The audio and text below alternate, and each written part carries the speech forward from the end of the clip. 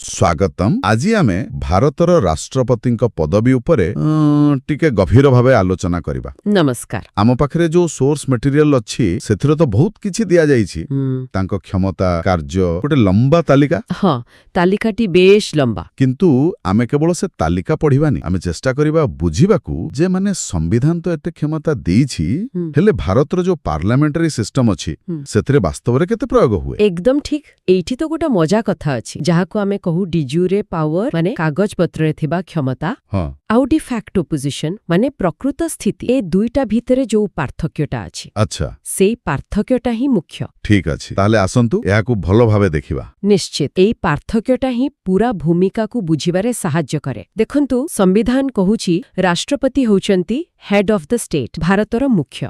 तांको अनेक क्षमता मिलिछि। आमे साधारणतः एहाकू किछि वर्गरे बांटी देउ, जेमिति एग्जीक्यूटिव, लेजिस्लेटिव, फाइनेंशियल, जुडिशियल, एमिति आहुरी भी अछि। ठीक, ताले आसंतु एग्जीक्यूटिव पावर्स रु आरंभ करिबा। कार्यपालिका क्षमता शुना जाए जे सरकारंकर सबु काम राष्ट्रपतिंक नारे हुए। एहार माने कोन प्रकृतरे? एहार माने हेला सांविधानिक भावे माने कॉन्स्टिट्यूशनली भारत सरकारंकर सबु कार्यनिर्वाही निष्पत्ति राष्ट्रपतिंक नामरे ही निया जाए। अच्छा, से एमिति नियम भी करि पारंती जेमिति तांक नारे जारी होइथिबा आदेश गुड़िक ऑथेंटिक बोली धरा जीव। किंतु एठी आसुची से डी फैक्टो कथा। हाँ, वास्तव रे ए निष्पत्ति सबु नियंती प्राइम मिनिस्टर आउ तांक काउंसिल ऑफ मिनिस्टर्स, मंत्री परिषद आउ राष्ट्रपति साधारणतः सेमानंक परामर्श अनुसारे ही काम करंती। हाँ, एटा बहुत गुरुत्वपूर्ण कथा। अच्छा, आउ नियुक्ति क्षमता कथा हमर सोर्स मटेरियल रे तो गोटे बहुत लंबा तालिका अछि। प्राइम मिनिस्टर, मिनिस्टर्स, जजेस, गवर्नर्स, एमती किते कोन? हाँ, लिस्ट बहुत लंबा। से प्रधानमंत्री को नियुक्त करंती, अन्य मंत्री मानंकु प्रधानमंत्री को परामर्श रे सुप्रीम कोर्ट, हाई कोर्ट रो मुख्य विचारपति, अन्य विचारपति,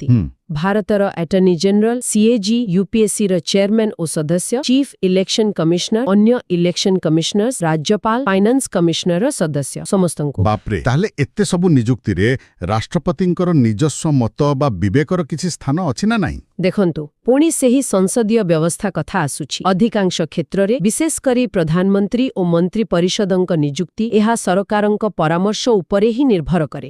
हाँ, किछि विशेष परिस्थिति रे जेमिति कोनोसी दलकु स्पष्ट बहुमत मिलिनी सेतेबेले हुएत प्रधानमंत्री चयन रे राष्ट्रपतिंकर किछिटा कणकंती डिस्क्रिशनरी पावर बा विवेकाधीन क्षमतार प्रयोग होई पारे, किंतु ताहा भी सांविधानिक परंपरा भितरे सीमित। बुझिली, माने देखिबाकू गले क्षमता बहुत किंतु वास्तव रे परिचालित हुए मंत्री परिषदंक परामर्श रे। आउ किछि मुख्य एग्जीक्यूटिव क्षमता अछि कि? हाँ, आहुर किछि अछि जेमिति राष्ट्रपति चाहिले प्रधानमंत्रींक ठारो सरकारंकर प्रशासन विषय रे किंबा कोनोसी आईन प्रस्ताव विषय रे सूचना मागी पारंती। अच्छा, आउ गोटे कथा, जदि कोनोसी मंत्री एकाकी किछि निष्पत्ति नेइछंती जहा पूरा मंत्री परिषद रे आलोचना होइनी, राष्ट्रपति से विषय को मंत्री परिषदर विचार पई पठाइबाकू प्रधानमंत्रींकू कहि पारंती। एटा गोटे चेक एंड बैलेंस बडी। हाँ, किछि मात्रा रे ता छडा से एससी एसटी ओबीसी वर्गंक पई आयोग नियुक्त करि पारंती, केंद्र राज्य संपर्क पई इंटरस्टेट काउंसिल गठन करि पारंती, आउ यूनियन टेरिटोरीज बा केंद्र शासित अंचल गुड़िकर प्रशासन तो से सीधा सड़क देखंती निज द्वारा नियुक्त प्रशासकंक माध्यम रे। हाँ, केंद्र शासित अंचलर सीधा प्रशासन एहा एक बड़ दायित्व। ठीक अछि, एबे आसंतु लेजिस्लेटिव पावर्स को जिबा। विधायिका क्षमता एठी राष्ट्रपतिंक भूमिका कोन? से तो संसद रे एक अंश ना? एकदम ठीक। राष्ट्रपति होउछुंती संसदर एक अविच्छेद्य अंग। से संसदर अधिवेशन डाकी पारंती, जाहाकू सामन करिबा कुहा जाय, स्थगित रखि पारंती माने प्ररोग करि पारंती, एपरिके लोकसभा को भंग मध्य करि पारंती, डिसॉल्व। लोकसभा भंग करिबा एथरे भी मंत्री परिषदंकर परामर्श लोडा? हाँ, साधारणतः जदियो किछि विशेष परिस्थिति रे जेमिति सरकार संख्या गरिष्ठता हराइले सेठी विवेकाधिकारर प्रश्न आसीपारे, किंतु ताहा विरल। अच्छा, आउ संसद को संबोधन करिबा, मिलित अधिवेशन डाकिबा, ए सब विषय रे? हाँ, प्रत्येक निर्वाचन परे जो प्रथम अधिवेशन बसे आउ प्रति वर्षर प्रथम अधिवेशन तार आरंभ रे राष्ट्रपति संसदर उभय गृह को मिलित भावे संबोधन करंती। एहा साधारणतः सरकारंक नीति आउ योजनार एक रूपरेख।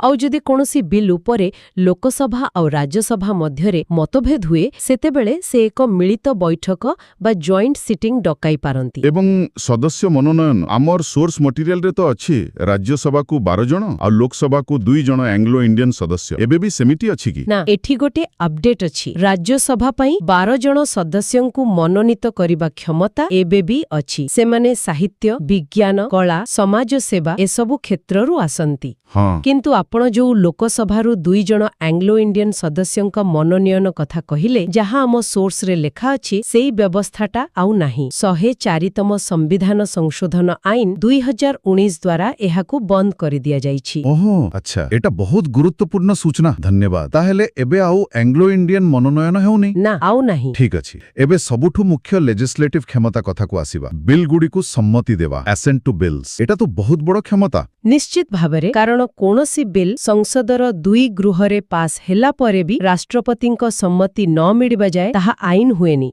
एठारे राष्ट्रपतिंक पाखरे मुख्यतः 3टी विकल्प थाए 1 से बिल को सम्मति देई पारंती 2 सम्मति देबारु रोकी पारंती जहाकू विथ होल्ड असेंट कुहा जाय हाँ आउ 3 जदि ताहा मनी बिल नुहे तेबे बिल को पुनर्विचार पई संसद को फेराई पारंती रिटर्न फॉर कंसिडरेशन अच्छा किंतु जली संसद सेही बिल को पुणी थरे पास कर दिए सेमिति बा सामान्य बदले की हाँ जदि संसद से बिल को पुणी पास करी राष्ट्रपतिंक पाखकू पठाए तेबे राष्ट्रपति सेथिरे सम्मति दबाको बाध्य आउ से मना करि परिबे नाही बाध्य हाँ बाध्य एहाको कहंती सस्पेंसिव वीतो राष्ट्रपति थरे फेराई पारिबे किंतु संसद पुणी पास कले तांको मानिबाकू पड़िबो एटा पुणी देखाए जे संसदीय व्यवस्था रे संसद ही शेष कथा बुझिली ए वीटो कथा जिते बेले उठिला पॉकेट वीटो विषय किछि कहंतु एटा कोन जिनिस हाँ पॉकेट वीटोटा गोटे अलगा प्रकार रो एहार माने हेला राष्ट्रपति बिलटा उपरे किछि भी निष्पत्ति न नै ना हाँ कहिबे ना नाही कहिबे ना फेराइबे बस ताकू निज पाखरे पकई रखि देबे अनिर्दिष्ट काल पई अच्छा एम्ति होई पारे हाँ कारण संविधान रे कोनोसी समय सीमा दिया जायनी जे राष्ट्रपति को केते दिन भितरे निष्पत्ति नेबाकू पड़िबो एहार सबुठु जणाशुणा उदाहरण हेउछि 1986 रे राष्ट्रपति Giani Zail Singh Indian post office amendment bill को एमिति पॉकेट वीटो करिथिले वाह एटा तो वास्तव रे गोटे शक्तिशाली अस्त्र भଳି लाଗୁଛି जदियो बोधे बेसी व्यवहार हुएनी हाँ कचित व्यवहार हुए ठीक अछि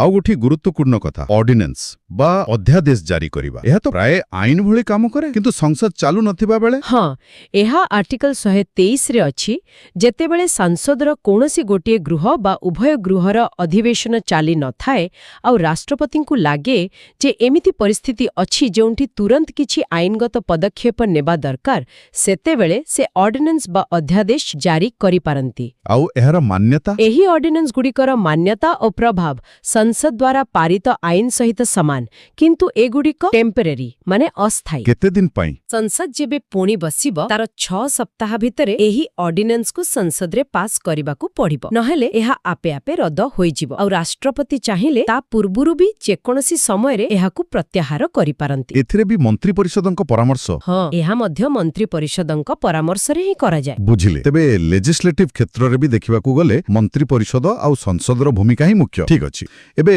जुडिशियल पावर्स बा न्यायिक क्षमता विषय रे किछि कोंतु विचारपतिक नियुक्ति तो आमे कहिले आउ कोन अछि नियुक्ति छाड़ा आउ गोटी मुख्य क्षमता हेउछि आर्टिकल 143 अनुसारे सुप्रीम कोर्ट रो परामर्श लोडिबा जदि राष्ट्रपति को लागे जे कोनोसी आईनगत बा तथ्यगत प्रश्न अछि जहार साधारण गुरुत्व रहिछि से सेही प्रश्न उपरे सुप्रीम कोर्ट को मतामत मागी पारंते आउ सुप्रीम कोर्ट जहां मत देबे ताहा मानिबाकू राष्ट्रपति बाध्य ना सुप्रीम कोर्ट जेउ परामर्श देबे ताहा राष्ट्रपतिंक पई बाध्यतामूलक नुहे एहा केवल परामर्श एडवाइजरी जुरिसडिक्शन कुहा जाय अच्छा आउ सेही सबुठु चर्चित न्यायिक क्षमा देबा पार्डनिंग पावर आर्टिकल 72 हाँ आर्टिकल 72 एटा बहुत गुरुत्वपूर्ण राष्ट्रपति कोनोसी अपराध पई दोषी साब्यस्त होइथिबा व्यक्तिर दंड को क्षमा करि पारंती पार्डन दंड को किछि समय पई स्थगित रखि पारंती रिप्राइव दंडरा प्रकृति न बदलेई कम करि पारंती रिमिशन विशेष कारणरू दंड कम करि पारंती रेस्पाइट किंबा कठिन दंड को हल्का दंडरे बदलाई पारंती कम्यूटेशन एहा क्यों क्षेत्र रे लागू हुए मुख्यतः 3टी क्षेत्र रे जदि दंड केंद्रीय आईन विरुद्ध रे होइथिबा अपराध पई मिली थाए जदि दंड सामरिक अदालत बा कोर्ट मार्शल द्वारा दिया जाय थाए आउ जदि दंडादेश होची मृत्युदंड क्षमा करिबा क्षमता बहुत बड़ कथा एथिरे सरकारक परामर्श हाँ एही क्षमता मध्य मंत्री परिषद विशेष करी गृह मंत्रालयर परामर्श क्रमे ही राष्ट्रपति प्रयोग करंती एहा तांकर एकाकी निष्पत्ति नुहे ମାନେ ଏତେ ବଡ ମାନବୀୟ କ୍ଷମତାରେ ବି ସରକାରଙ୍କ ପରାମର୍ଶ ରହିଛି। ଠିକ୍ ଅଛି, ଏବେ ଫାଇନାନ୍ସିଆଲ ପାୱାର୍ସ ବା ଆର୍ଥିକ କ୍ଷମତା ବିଷୟରେ ଟିକେ ସଂକ୍ଷେପରେ କହିଦିଅନ୍ତୁ। ହଁ, ଆର୍ଥିକ କ୍ଷେତ୍ରରେ ଦେଖିଲେ ପ୍ରଥମ କଥା ହେଲା ମନି ବିଲ୍ ବା ଅର୍ଥ ବିଲ୍ କେବଳ ରାଷ୍ଟ୍ରପତିଙ୍କ ପୂର୍ବ ସୁପାରିଶରେ ହିଁ ଲୋକସଭାରେ ଆଗତ ହୋଇପାରିବ। ଆଚ୍ଛା। ଦ୍ୱିତୀୟରେ ଯେଉଁ ୟୁନିୟନ ବଜେଟ୍ ବା ବାର୍ଷିକ ଆର୍ଥିକ ବିବରଣୀ ସଂସଦରେ ଉପସ୍ଥାପନ କରାଯାଏ ତାହା ରାଷ୍ଟ୍ରପତିଙ୍କ ନାମରେ ହିଁ କରାଯାଏ। ତୃତୀୟରେ ଭାରତର ଆକସ୍ମିକ ପାଣ୍ଠି ବା କଣ୍ଟିନଜେନ୍ସି ଫଣ୍ଡ ଅଫ୍ ଇଣ୍ଡିଆ ତାଙ୍କ ନିୟନ୍ତ୍ରଣରେ ଥାଏ। କିଛି ଅପ୍ରତ୍ୟାଶିତ ଖର୍ଚ୍ଚ ପାଇଁ ସେ ସେଥିରୁ ଅଗ୍ରିମ ଅର୍ଥ ଦେଇପାରନ୍ତି ଯାହା ପରେ ସଂସଦ ଦ୍ୱାରା ଅନୁମୋଦିତ ହୁଏ। ଆଚ୍ଛା। ଆଉ ଚତୁର୍ଥରେ ପ୍ରତି 5 ବର୍ଷରେ ସେ ଏକ ଫାଇନାନ୍ସ କମିଶନ ବା ଅର୍ଥ ଆୟୋଗ ଗଠନ କରନ୍ତି। ଏହାର କାମ ହେଲା କେନ୍ଦ୍ର ଆଉ ରାଜ୍ୟମାନଙ୍କ ଭିତରେ ଟ୍ୟାକ୍ସ ଅର୍ଥ କେମିତି ବଣ୍ଟାଯିବ ସେ ବିଷୟରେ ସୁପାରିଶ କରିବା। ଏସବୁ କ୍ଷେତ୍ରରେ ବି ସରକାରଙ୍କ ପରାମର୍ଶ। ହଁ, ସବୁ କ୍ଷେତ୍ରରେ ସରକାରଙ୍କ ପରାମର୍ଶ ହିଁ ମୁଖ୍ୟ। ଠିକ୍ ଅଛି, ତାହେଲେ ଏହା ଗଲା ଏକ୍ଜିକ୍ୟୁଟିଭ, ଲେଜିସ୍ଲେଟିଭ, ଜୁଡିସିଆରୀ, ଫାଇନାନ୍ସିଆଲ। ଏହା ବ୍ୟତୀତ ଆଉ କଣ ମୁଖ୍ୟ କ୍ଷମତା ଅଛି? Diplomatic, military, emergency powers. Diplomatic ବା କୂଟନୈତିକ କ୍ଷେତ୍ରରେ ଯେତେ ସବୁ ଆନ୍ତର୍ଜାତୀୟ ଚୁକ୍ତି ଆଉ ରାଜିନାମା ହୁଏ ସେ ସବୁ ରାଷ୍ଟ୍ରପତିଙ୍କ ନାମରେ ହିଁ ସ୍ୱାକ୍ଷରିତ ହୁଏ। ଅବଶ୍ୟ ଏହାକୁ ସଂସଦର ଅନୁମୋଦନ ଦରକାର ପଡ଼ିପାରେ। ସେ ଭାରତର ରାଷ୍ଟ୍ରଦୂତମାନଙ୍କୁ ବିଦେଶରେ ନିଯୁକ୍ତ କରନ୍ତି ଏବଂ ବିଦେଶୀ ରାଷ୍ଟ୍ରଦୂତମାନଙ୍କୁ ଭାରତରେ ଗ୍ରହଣ କରନ୍ତି। ଆଉ ମିଲିଟାରୀ ବା ସାମରିକ କ୍ଷମତା? ସାମରିକ କ୍ଷେତ୍ରରେ ରାଷ୍ଟ୍ରପତି ହେଉଛନ୍ତି ଭାରତୀୟ ସଶସ୍ତ୍ର ବାହିନୀର ସର୍ବୋଚ୍ଚ ସେନାପତି, ସୁପ୍ରିମ କମାଣ୍ଡର। Supreme commander? ହଁ, ସେ ସ୍ଥଳସେନା, ନୌସେନା ଆଉ ବାୟୁସେନାର ମୁଖ୍ୟମାନଙ୍କୁ ନିଯୁକ୍ତ କରନ୍ତି। ସେ ଯୁଦ୍ଧ ଘୋଷଣା କରିପାରନ୍ତି କିମ୍ବା ଶାନ୍ତି ସ୍ଥାପନ କରିପାରନ୍ତି, କିନ୍ତୁ ଏହା ସଂସଦର ଅନୁମୋଦନ ସାପେକ୍ଷ। ମାନେ ଏଠି ବି ସଂସଦର ଭୂମିକା। ନିଶ୍ଚୟ। ଏବେ ଆସିବା ସବୁଠୁ ଗମ୍ଭୀର କ୍ଷମତାକୁ, ଏମର୍ଜେନ୍ସି ପାୱାର୍ସ ବା ଜରୁରୀକାଳୀନ କ୍ଷମତା। ଆମ ସୋର୍ସ ମଟେରିଆଲରେ ଏହା ଉପରେ ବେଶ ଜୋର ଦିଆଯାଇଛି। ହଁ, ଏଟା ବହୁତ ଗୁରୁତ୍ୱପୂର୍ଣ୍ଣ ଏବଂ ସମ୍ବେଦନଶୀଳ ବିଷୟ। ସମ୍ବିଧାନ 3 ପ୍ରକାରର ଜରୁରୀ ପରିସ୍ଥିତି କଥା କହେ। 3 ପ୍ରକାର? ହଁ, ପ୍ରଥମ ହେଲା ନ୍ୟାସନାଲ ଏମର୍ଜେନ୍ସି, ଆର୍ଟିକଲ 352 ଅନୁସାରେ ଏହା ଯୁଦ୍ଧ, ବାହ୍ୟ ଆକ୍ରମଣ କିମ୍ବା ସଶସ୍ତ୍ର ବିଦ୍ରୋହ କାରଣରୁ ଘୋଷଣା କରାଯାଇପାରେ। ଦ୍ୱିତୀୟ ହେଲା ପ୍ରେସିଡେଣ୍ଟସ୍ ରୁଲ୍ ବା ରାଷ୍ଟ୍ରପତି ଶାସନ, ଆର୍ଟିକଲ 356। ଯଦି କୌଣସି ରାଜ୍ୟରେ ସାମ୍ବିଧାନିକ ବ୍ୟବସ୍ଥା ଅନୁସାରେ ଶାସନ ଚାଲିପାରୁନାହିଁ ବୋଲି ରାଷ୍ଟ୍ରପତିଙ୍କର ହୃଦବୋଧ ହୁଏ ତେବେ ସେଠାରେ ରାଷ୍ଟ୍ରପତି ଶାସନ ଲାଗୁ ହୋଇପାରେ। ଆଉ ତୃତୀୟ ହେଲା ଫାଇନାନ୍ସିଆଲ ଏମର୍ଜେନ୍ସି ବା ଆର୍ଥିକ ଜରୁରୀ ପରିସ୍ଥିତି, ଆର୍ଟିକଲ 360। ଯଦି ଦେଶର ଆର୍ଥିକ ସ୍ଥିରତା ବା ଋଣ ପରିଶୋଧ କ୍ଷମତା ପ୍ରତି ବିପଦ ଦେଖାଦିଏ ତେବେ ଏହା ଘୋଷଣା କରାଯାଇପାରେ। ଭାଗ୍ୟବଶତଃ ଏହା ଏଯାଏଁ କେବେ ଲାଗୁ ହୋଇନି। ଆଚ୍ଛା, କିନ୍ତୁ ଏହି ଜରୁରୀ ପରିସ୍ଥିତି ଘୋଷଣା କଣ ରାଷ୍ଟ୍ରପତି ନିଜେ ଇଚ୍ଛାରେ କରିପାରିବେ? ନା, ଏହା କେବଳ କ୍ୟାବିନେଟ ବା କେନ୍ଦ୍ରୀୟ ମନ୍ତ୍ରିମଣ୍ଡଳର ଲିଖିତ ସୁପାରିଶ ପରେ ହିଁ ରାଷ୍ଟ୍ରପତି ଘୋଷଣା କରିପାରିବେ। ଏହି କ୍ଷମତାଗୁଡ଼ିକର ପ୍ରଭାବ ବହୁତ ବ୍ୟାପକ। ଏହା ଦେଶର ଫେଡରାଲ ଷ୍ଟ୍ରକ୍ଚରକୁ ଏବଂ ନାଗରିକଙ୍କର ମୌଳିକ ଅଧିକାରକୁ ବି ପ୍ରଭାବିତ କରେ। ହଁ, ଆମ ସୋର୍ସରେ ବି ଉଲ୍ଲେଖ ଅଛି ଯେ 1962, 1971 ଆଉ 1975ରେ ନ୍ୟାସନାଲ ଏମର୍ଜେନ୍ସି ଲାଗୁ ହୋଇଥିଲା। 1975ର ଜରୁରୀକାଳୀନ ପରିସ୍ଥିତି ତ ବହୁତ ବିବାଦୀୟ ଥିଲା। ଏକଦମ। ଆଉ ସେଇ 1975ର ଅନୁଭୂତି ପରେ ସମ୍ବିଧାନରେ କିଛି ସଂଶୋଧନ କରାଗଲା। ଏହି କ୍ଷମତାର ଦୁରୁପଯୋଗ ରୋକିବା ପାଇଁ କିଛି ସେଫଗାର୍ଡସ୍ ବା ସୁରକ୍ଷା କବଚ ଯୋଡ଼ାଗଲା। ଯେମିତି ଆଭ୍ୟନ୍ତରୀଣ ଅଶାନ୍ତି, ଇଣ୍ଟରନାଲ ଡିଷ୍ଟର୍ବାନ୍ସ ଶବ୍ଦ ବଦଳରେ ସଶସ୍ତ୍ର ବିଦ୍ରୋହ, ଆର୍ମଡ ରେବେଲିୟନ ଶବ୍ଦ ବ୍ୟବହାର କରାଗଲା ନ୍ୟାସନାଲ ଏମର୍ଜେନ୍ସି ପାଇଁ। ଆଉ କ୍ୟାବିନେଟର ଲିଖିତ ସୁପାରିଶକୁ ବାଧ୍ୟତାମୂଳକ କରାଗଲା। ବୁଝିଲି। ତାହେଲେ ଏତେ ସବୁ କ୍ଷମତା ବିଷୟରେ ଆଲୋଚନା ପରେ ଆମେ ପୁଣି ସେଇ ମୂଳ ପ୍ରଶ୍ନକୁ ଫେରିବା। ଭାରତୀୟ ରାଷ୍ଟ୍ରପତିଙ୍କ ପ୍ରକୃତ ସ୍ଥିତି କଣ? ସେ କଣ କେବଳ ଜଣେ ନାମକୁ ମାତ୍ର ମୁଖ୍ୟ, ଜଣେ ରବର ଷ୍ଟାମ୍ପ? ଦେଖନ୍ତୁ, ରବର ଷ୍ଟାମ୍ପ କହିଦେବାଟା ବୋଧହୁଏ ଟିକେ ସରଳୀକରଣ ହୋଇଯିବ। ହଁ, ଏକଥା ସତ ଯେ ତାଙ୍କ ଭୂମିକା ମୁଖ୍ୟତଃ ନମିନାଲ ହେଡ୍ ବା ନାମମାତ୍ର ମୁଖ୍ୟ ଏବଂ କନଷ୍ଟିଟ୍ୟୁସନାଲ ହେଡ୍ ବା ସାମ୍ବିଧାନିକ ମୁଖ୍ୟର। କାରଣ ପାର୍ଲାମେଣ୍ଟାରୀ ସିଷ୍ଟମରେ ପ୍ରକୃତ କାର୍ଯ୍ୟପାଳିକା କ୍ଷମତା ତ ମନ୍ତ୍ରୀ ପରିଷଦ ପାଖରେ ହିଁ ଥାଏ। କିନ୍ତୁ ଏହାର ଅର୍ଥ ନୁହେଁ ଯେ ରାଷ୍ଟ୍ରପତିଙ୍କର କୌଣସି ଭୂମିକା ନାହିଁ। ତାଙ୍କର କିଛି ବିବେକାଧୀନ କ୍ଷମତା ଅଛି ଯାହାକୁ ସିଚୁଏସନାଲ ଡିସ୍କ୍ରିସନ କୁହାଯାଏ। କେଉଁ ପରିସ୍ଥିତିରେ? ଯେମିତି ନିର୍ବାଚନ ପରେ ଯଦି କୌଣସି ଦଳକୁ ସ୍ପଷ୍ଟ ବହୁମତ ମିଳିନି ତେବେ କାହାକୁ ପ୍ରଧାନମନ୍ତ୍ରୀ ଭାବେ ନିଯୁକ୍ତ କରିବେ ସେଠି ତାଙ୍କର ବିବେକ କାମ କରେ। କିମ୍ବା ଯଦି କ୍ଷମତାରେ ଥିବା ସରକାର ଲୋକସଭାରେ ସଂଖ୍ୟାଗରିଷ୍ଠତା ହରାନ୍ତି ଆଉ କୌଣସି ବିକଳ୍ପ ସରକାର ସମ୍ଭବ ନଥାଏ ତେବେ ଲୋକସଭା ଭଙ୍ଗ କରିବାକୁ ନିଷ୍ପତ୍ତି ନେବା, ଏସବୁ ସତର୍କ କରାଇବା ଏବଂ ଉତ୍ସାହିତ କରିବା। Right to be consulted, the right to encourage and the right to warn. ସେ ମନ୍ତ୍ରୀ ପରିଷଦର ନିଷ୍ପତ୍ତିକୁ ପୁନର୍ବିଚାର ପାଇଁ ଫେରାଇ ପାରନ୍ତି, ମନି ବିଲ୍ ଛଡ଼ା। ଯଦିଓ ପୁଣି ପାସ୍ ହେଲେ ମାନିବାକୁ ବାଧ୍ୟ। ତା ସତ୍ତ୍ୱେ ଥରେ ଫେରାଇବା ଦ୍ୱାରା ସରକାରଙ୍କ ଉପରେ ଏକ ନୈତିକ ଚାପ ସୃଷ୍ଟି ହୁଏ। ତେଣୁ ପଦବୀର ନିଜସ୍ୱ ମର୍ଯ୍ୟାଦା ଓ ପ୍ରଭାବ ରହିଛି। ତେବେ ଏସବୁର ମୂଳ କଥା ବା କି ଟେକ୍ଆୱେ କଣ? ଆଜି ଆମେ ଆମେ ଯାହା ଆଲୋଚନା କଲେ ସେଥିରୁ ମୁଖ୍ୟ କଥା ହେଲା ଯେ ଭାରତର ରାଷ୍ଟ୍ରପତିଙ୍କ ପଦବୀ ଗୋଟେ ବହୁତ ସମ୍ମାନଜନକ ଆଉ ଗୁରୁତ୍ୱପୂର୍ଣ୍ଣ ସାମ୍ବିଧାନିକ ପଦ। ନିଶ୍ଚୟ। କାଗଜପତ୍ରରେ ତାଙ୍କ ପାଖରେ ବ୍ୟାପକ କ୍ଷମତା ଅଛି। ଏକ୍ଜିକ୍ୟୁଟିଭ, ଲେଜିସ୍ଲେଟିଭ, ଫାଇନାନ୍ସିଆଲ, ଜୁଡିସିଆଲ ସବୁ କ୍ଷେତ୍ରରେ ସେ ଦେଶର ପ୍ରତୀକ, ରାଷ୍ଟ୍ରର ମୁଖ୍ୟ, ଏକତାର ପ୍ରତୀକ।